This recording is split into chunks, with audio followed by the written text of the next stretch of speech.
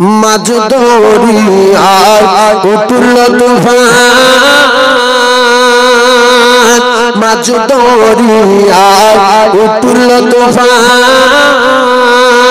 তাই না আমি ডরি আর জানি আমার কুলে নেবে তোমার শাফায়াতের তরি।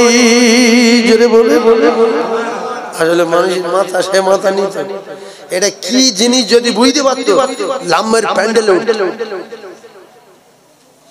যেদিন গজবের তুফান উঠবে, মাথার ঘি ফুটবে, নাক দিয়ে মগজ গলে পড়বে, সেদিন আমাদের ভরসা আছে আমার রাসূলুল্লাহ শাফায়াতের তরি আমাদের কিনারা করে দেবে। এই কথাটা বুঝতে পারিনি, তাই শুকর কি বলছি মাঝ দরিয়ায় উঠল তুফান, তাই না আমি ডরি আর জানি আমার কুলে নেবে তোমার শাফায়াতের তরি। ও তুমি আসবে, ও তুমি আসবে জানিয়া আঁধার রাতে আর জল বেচে রাখলা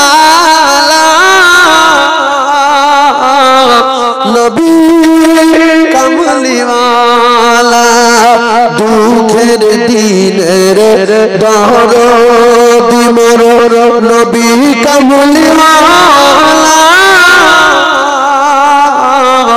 নবী কামলিওয়ালা। তুমি আসবে, তুমি আসবে জানিয়া আঁধার রাতে আর জল বেচে রাখলা নবী কামলিওয়ালা। জাগবে যাবে বাকে আমার তৃষ্ণা সাত সাগর জানি কোনতে আমার ধরবে তুলে, জানি কোনতে আমার ধরবে তুলে কাউসারের পিয়ালা নবী কামলিওয়ালা। মাঝ দরিয়ায় উঠল তুফান, মাঝ দরিয়ায় উঠল তুফান, তাই না আমি ডরি জানি আমার কুলে তোমার শাফায়াতের তরি। আর একটু জোরে হয়ে একটু চিল্লে বলে না। আল্লাহ এখন কোথায় আছে বাবু? প্রথম আসমানে না দ্বিতীয় আসমানে?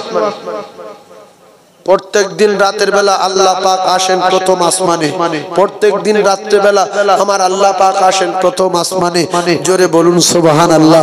আমরা যে নবীর দেশে জন্মগ্রহণ করিনি, মক্কায় জন্ম নিতে পারিনি, মদিনায় জন্ম নিতে পারিনি, শেষের দিকে ভারতবর্ষের এক কিনারায় সুন্দরবন এলাকায় জন্ম নিয়ে আজ নবীকে ভুলিনি, কোরআনকে ভুলিনি, আল্লাহকে ভুলিনি। নারে তাকবীর, আল্লাহু আকবার, ইয়া রাসূলুল্লাহ, ইয়া হাবিবাল্লাহ, লা ইলাহা ইল্লাল্লাহ মুহাম্মাদুর রাসূলুল্লাহ।